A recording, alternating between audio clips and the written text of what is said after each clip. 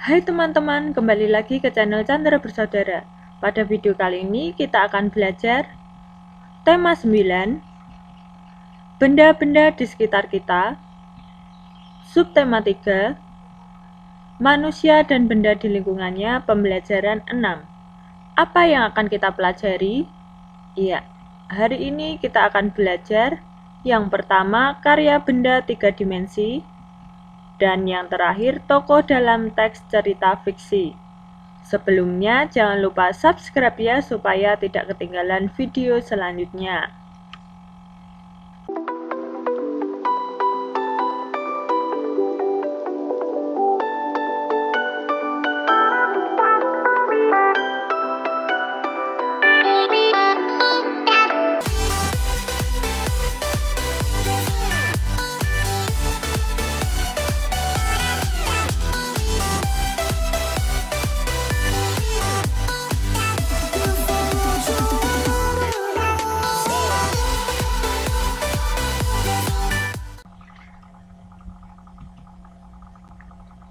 Dayu, Siti, Lani, dan Benny sedang asik mengerjakan tugas sekolah di rumah Edo.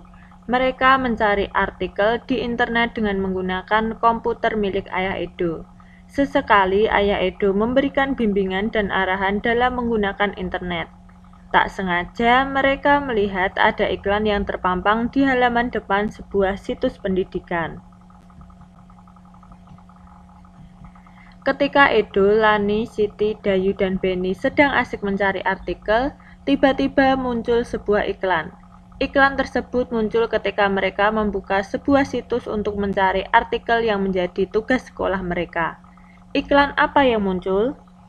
Ya, amatilah iklan yang muncul ketika Edo membuka sebuah situs.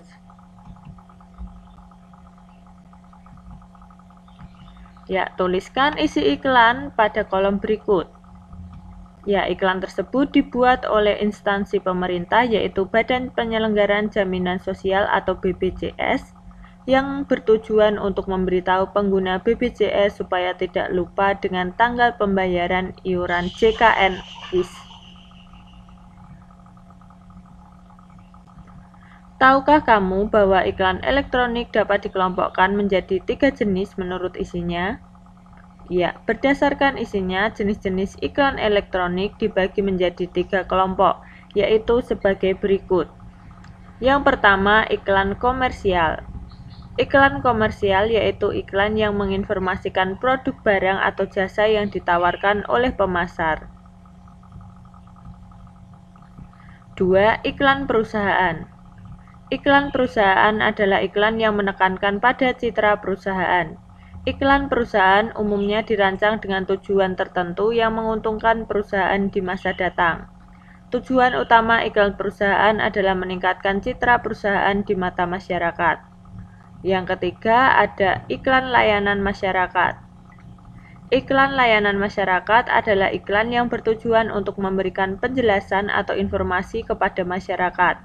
Iklan layanan masyarakat ini biasanya dibuat oleh instansi pemerintah. Untuk lebih memahami perihal isi iklan di media elektronik, cobalah kamu mengamati salah satu iklan di media elektronik, bisa televisi, radio, atau internet. Setelah itu, buatlah kesimpulan isi dari iklan yang kamu amati secara visual menggunakan gambar. Ya, buatlah gambar dan kesimpulan isi iklan pada kotak berikut. Ya, sebagai contoh, ada iklan Yamimi. Saat bersantai jadi semakin hangat. Kesimpulan, iklan di atas merupakan iklan internet jenis banner. Iklan internet jenis banner yaitu iklan pada papan iklan mini yang tersebar pada sebuah halaman web. Isi iklan internet tersebut yaitu mengatakan produk makanan. Produk masakan yang ditawarkan yaitu mie instan dengan brand Yumimi. Mie instan ini sanggup dinikmati ketika sibuk ataupun santai, baik sendiri maupun bersama teman-teman. Yumimi merupakan masakan cepat saji yang yummy kalau dinikmati ketika masih hangat. Suasana pun akan semakin hangat dengan ditemani Yumimi. Saat Edo, Beni, Siti, Lani, dan Dayu sedang mengerjakan tugas, terjadi perbedaan pendapat antara Lani dan Beni dengan Siti, Edo, dan Dayu. Perbedaan pendapat yang terjadi sulit untuk disatukan, sehingga timbul perdebatan yang sengit. Ayah Edo yang duduk tidak jauh dari mereka memberi nasihat bahwa dalam berdiskusi pasti ada perbedaan pendapat, namun tidak seharusnya menjadi sumber perpecahan. Kerukunan harus tetap terjaga baik dengan teman di sekolah, keluarga, bahkan dengan masyarakat. Bagaimana akibatnya jika tidak terjadi kerukunan hidup? Untuk menjawab pertanyaan ini, kamu dapat bergabung dengan temanmu membentuk kelompok terdiri atas 3 anak. Diskusikanlah dengan anggota kelompokmu tentang akibat-akibat yang timbul jika hidup tidak rukun. Ya, buatlah kesimpulan hasil diskusi kelompokmu pada kolom berikut dan presentasikan di depan kelas. Jawabnya, akibat kalau tidak terjadi kerukunan hidup yaitu gampang terjadi pertengkaran, kehidupan menjadi tidak tentram, gampang terkena hasutan orang lain, terjadi perpecahan sebab tidak adanya rasa persatuan dan kesatuan. Tahukah kamu bahwa kerukunan adalah suatu perilaku yang mencerminkan adanya saling pengertian agar tercipta perdamaian, persahabatan, dan persaudaraan? Ya, ciri-ciri hidup rukun sebagai berikut. Yang pertama, menghargai pendapat orang lain. 2. Menghargai hasil karya orang lain. 3. Membina relasi baik. 4. Saling menghormati. 5. Saling menyayangi. Manfaat atau pentingnya hidup rukun diantaranya sebagai berikut. Yang pertama, tidak adanya pertengkaran. 2. Hidup dalam keluarga menjadi harmonis. 3. Hidup menjadi aman. 4. Hidup menjadi tentram dan damai. 5. Memperkukuh persatuan dan kesatuan. Akibat hidup tidak rukun antara lain sebagai berikut. Yang pertama, mudah terjadi pertengkaran. 2. Kehidupan menjadi tidak tentram.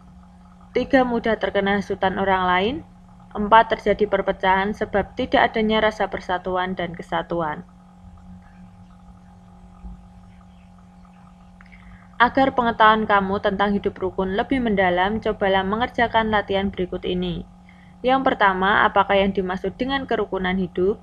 Ya, jawabnya, kerukunan hidup yaitu suatu sikap yang mencerminkan adanya saling pengertian supaya tercipta perdamaian, persahabatan, dan persaudaraan. 2. Bagaimana ciri-ciri keluarga yang hidup rukun?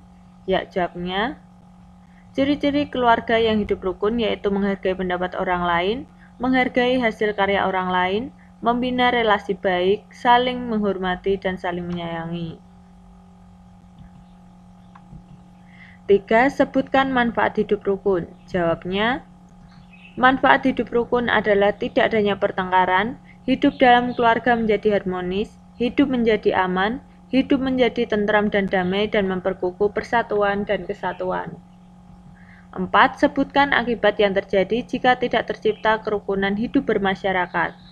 Ya, jawabnya, akibat yang terjadi jika tidak tercipta kerukunan hidup bermasyarakat yaitu gampang terjadi pertengkaran, kehidupan menjadi tidak tentram, gampang terkena hasutan orang lain, terjadi pertengkaran, terjadi perpecahan sebab tidak adanya rasa persatuan dan kesatuan.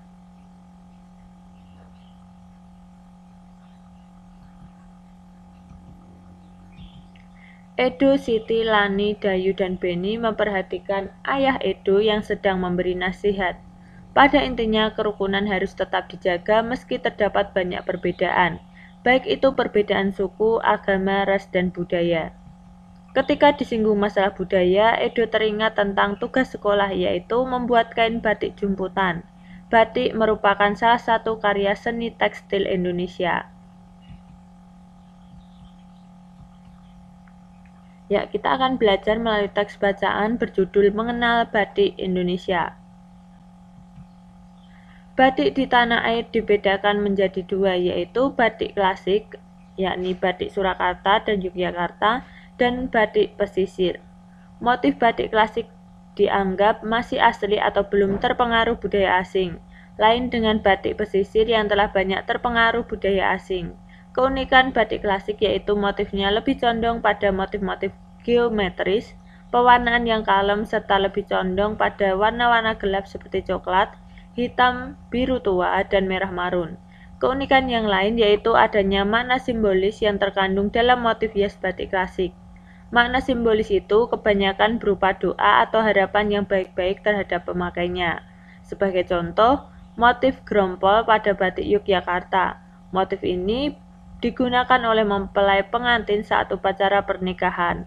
Motif grompol berarti berkumpul atau bersatu.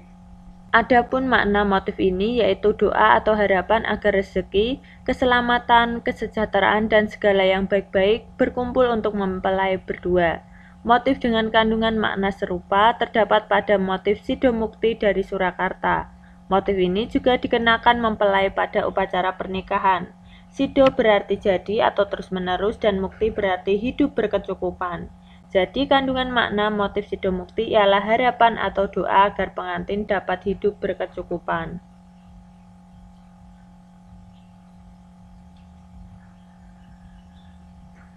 Teknik pembuatan batik klasik tergolong unik. Batik klasik dibuat dengan canting tulis dan bahan perintang yang disebut malam atau lilin batik. Pada proses membatik dengan canting tulis, sebelum memulai perintangan, pola atau motif digambar terlebih dahulu di atas kain. Kemudian motif ditutup malam. Proses pemalaman dimulai dari motif paling luar yang biasanya besar, kemudian dilanjutkan pemalaman pada isen-isen atau motif-motif kecil yang lebih rumit. Secara umum, proses pemalaman batik terdiri atas beberapa tahap sebagai berikut. Yang pertama, ngelowongi, yaitu proses pemalaman garis bidang pola terluar. Yang kedua, nembok, merupakan proses pemalaman untuk menutup bidang pola agar tidak tercelup warna saat dilakukan pencelupan. Yang ketiga, mbironi, pada dasarnya sama dengan nembok, tapi proses ini hanya dilakukan jika warna biru pada kain direncanakan tetap berwarna biru. Yang keempat, nonyok, merupakan pemalaman pada bidang latar. Setelah melalui proses pemalaman, proses selanjutnya yaitu pewarnaan atau pencelupan dan ngelorot atau penghilangan malam, yang biasanya dengan cara mencelupkan ke dalam air panas atau mendidih. Batik pesisir bisa dikatakan bertolak belakang dengan batik klasik. Motif batik pesisir cenderung bersifat naturalis, menggunakan warna-warna cerah seperti merah, biru, hijau, dan jingga. Motif batik pesisir mengabaikan makna simbolis dan lebih menekankan segi keindahan motif. Selain itu, banyak ditemukan pengaruh budaya Eropa dan Cina pada motif pesisir. Sebagai contoh, motif putri salju dan motif Cinderella pada batik Pekalongan, dan motif Megamendung pada batik Cirebon. Di daerah Jambi dan Cirebon terdapat batik dengan motif kaligrafi Arab. Di Jambi, motif ini disebut motif basurek yang berarti bersurat. Disebut demikian karena isinya merupakan penggalan surat dalam Al-Quran.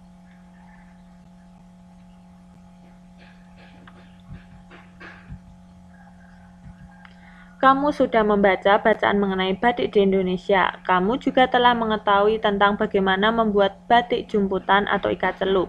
Batik jumputan merupakan kain batik yang dikerjakan dengan teknik sangat sederhana. Coba kamu bandingkan dengan batik cap dan batik tulis. Jenis kain batik tersebut dibuat dengan teknik yang lebih rumit, yaitu menggunakan lilin sebagai bahan penutup dan proses pelorotan setelah pencelupan dalam bahan perwarna. Sekarang saatnya kamu berkreasi membuat batik dengan teknik perintangan sederhana. Perhatikan langkah-langkahnya kemudian tirukan. Berhati-hatilah saat berkarya apalagi saat menggunakan api dan air mendidih. Perhatikan keselamatanmu. Ya, yang pertama menyiapkan alat dan bahan. Kemudian yang kedua membuat pola gambar pada kain. 3. Menutup bagian gambar dengan lilin. 4. Menyiapkan larutan untuk merendam kain. 5. Mencelupkan dan menghilangkan lilin. 6. Hasil jadi.